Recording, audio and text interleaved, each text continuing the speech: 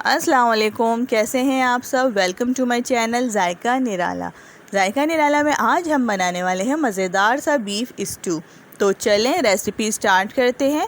Beef stew बनाने के लिए हमें जो मसाले चाहिए होंगे वो हैं हाफ़ टी स्पून हल्दी पाउडर, 1 टेबल स्पून कुटी हुई लाल मिर्चें। आप लोग कुटी हुई लाल मिर्चों की जगह लाल साबित मिर्चें भी इस्तेमाल कर सकते हैं। 8 से 10 लाल साबित मिर्चें आप लोग इसमें डाल सकते हैं।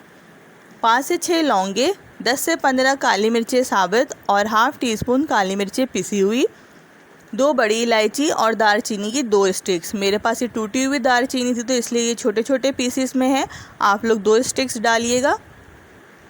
इसके बाद हमने ये प्याज और टमाटर काट के रखे हुए थे। 3 अदद बड़े साइज़ के टमाटर और 3 अदद ही हमने इसमें प्याज ली है और उसे काट के रख लिया है। अब हम ये तमाम मसाले और प्याज टमाटर गोश्त में शामिल कर देंगे।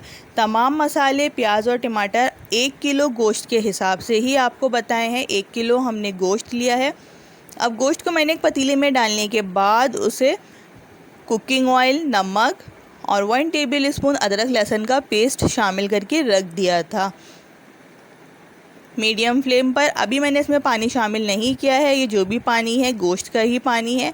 इसके बाद प्याज और टमाटर शामिल कर देंगे और तमाम मसाले जो हमने बताए थे वो शामिल कर देंगे और 4 गिलास पानी के डाल के गोश्त को गलाने के लिए रख देंगे मीडियम टू हाई फ्लेम पर। अगर आप लोग इसे गोश्त को कुकर में गलाएंगे तो ये 10 से 15 मिनट में अच्छे से गल जाएगा, लेकिन आज मैं कुकर में नहीं पका रही, इसको मैं पतीले में पका रही हूँ, तो ये कम से कम गोश्त गलने के लिए 40 to 50 मिनट्स लेगा। अब हम इसे कवर करके पकने के लिए रख देंगे और 40 to 50 मिनट्स बाद चेक करेंगे। मैंने इसे 40 मिनट्स बाद चेक किया तो ये गोश्त गल चुका है। इसमें जो ये थोड़ा बहुत पानी मौजूद है, हम इसकी भुनाई कर लेंगे हाई फ्लेम पर और ये जो टमाटर की स्किन नज़र आ रही है वो भी हम इसमें से हटा देंगे।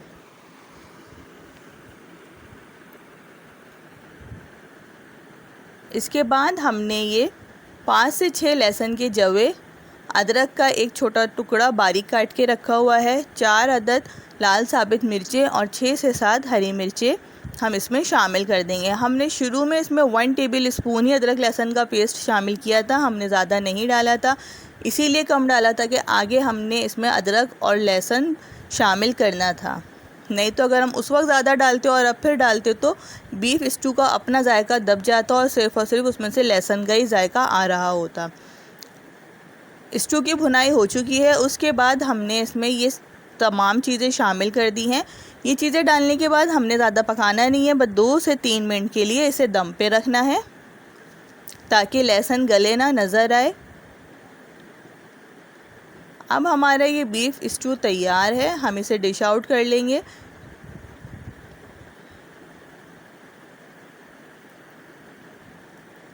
आप लोगों को ये रेसिपी कैसी लगी है मुझे कमेंट बॉक्स में ज़रूर बताइएगा और मेरी वीडियोस पसंद आए तो लाइक एंड शेयर ज़रूर कीजिएगा। अपना ख्याल रखिएगा, बहुत सारा दुआओं में याद रखिएगा। अल्लाह हाफिज़।